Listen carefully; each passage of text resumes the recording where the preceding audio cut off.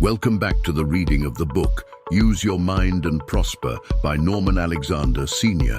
Please visit our website and subscribe to our complimentary newsletter at useyourmindandprosper.com. In this session, we will be reading from chapters 28 and 29. Chapter 28, Meditation. I'm sure most of us have come to the realization that we have to try and insert a little peace and serenity in our lives. We sometimes feel as if the world has gone mad.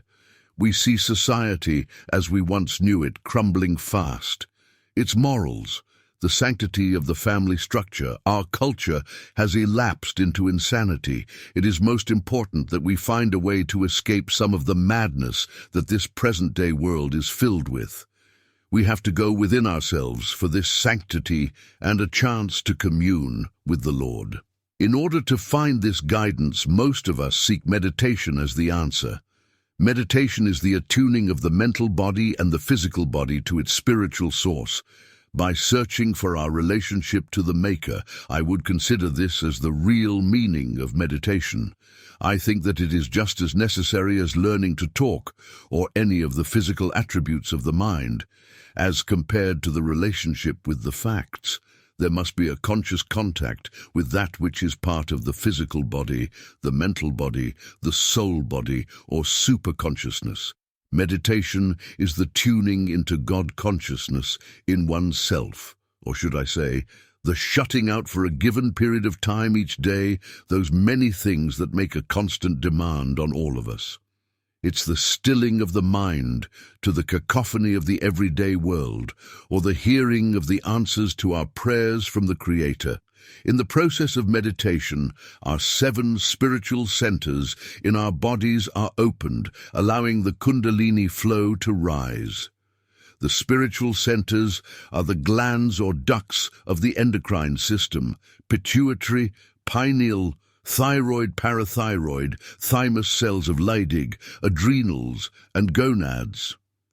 The Kundalini is the variative flow of energy which starts in the gonads and rises to the pineal, spilling over into the pituitary, the master center. The spiritual centers will be explained later. Meditation is the attainment of God consciousness. There are many forms of meditation. Maharishi Mahesh Yogi, who teaches transcendental meditation, uses Sanskrit sounds called mantras. The meditator silently repeats the mantra during his meditations. Zen Buddhism uses various techniques, some of which are involved in the use of a koan, that is an apparently insoluble riddle, which the meditator mentally examines. A widely known koan asks, "What is the sound of one hand clapping?"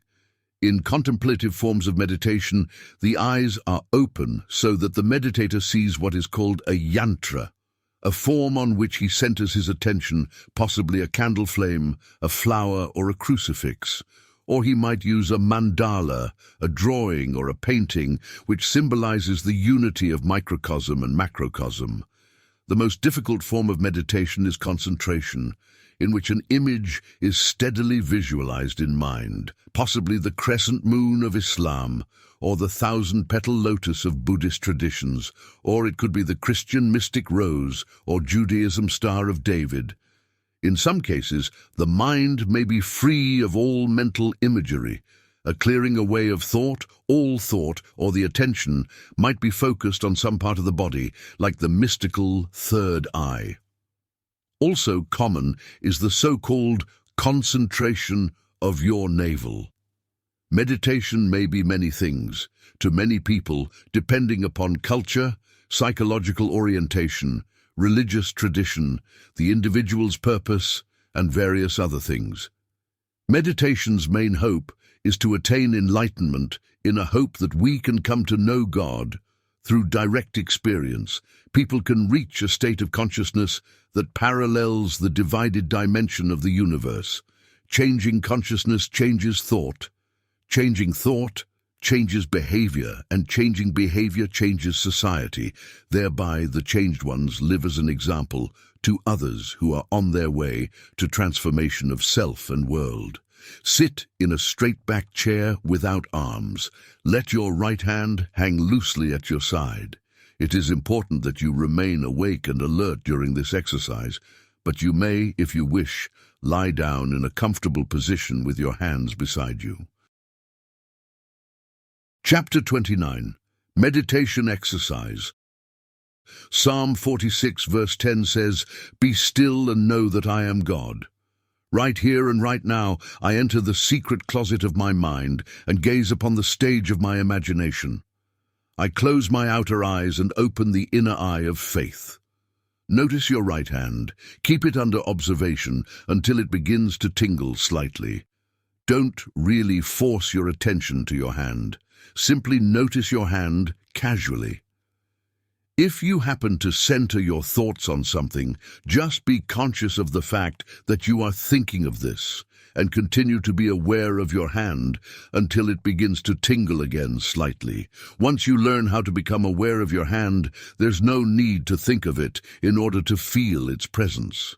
Now you may simply shift your attention from one finger to the other in order to maintain your point of focus on your hand. Firstly, become aware of your thumb. Feel the awareness of your thumb until it begins to tingle. Now move on to the first finger. Feel the awareness of it until it tingles. Continue this process with the second finger. Move your attention to the third finger, then the fourth finger, then start again. Become aware of your thumb until it tingles, etc. While focusing on the hand, think of the middle of the forehead, at which point imagine that you have a third eye between your two eyes. I like to call this my inner eye of faith. Now imagine you are looking through your forehead. Include the awareness of your hand until your hand tingles with warmth. Remember, you are now using your inner eye of faith. You have closed your outer eyes. Notice every thought that tries to steal your attention away from being aware of your hand. Become conscious of each thought with your inner eye, and at the same time, continue to feel the awareness of your hand until it begins to tingle and feel warm, as though it were flushed with blood.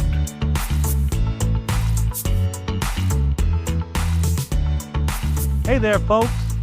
Thanks to the miracle of modern technology, this is the voice of yours truly, Norm Alexander Sr., and I'm thrilled to introduce you to something truly special. You may know me from my days back in the 60s and 70s as a popular nightclub entertainer and studio musician, sometimes sharing the stage with such legends as Ella Fitzgerald, the Fabulous Ink Spots, Norm Crosby, and the Platters, just to name a few. Those were incredible times, filled with unforgettable performances and memories I'll cherish forever. But here's the thing. I never retired from life. Music was just one chapter in my story.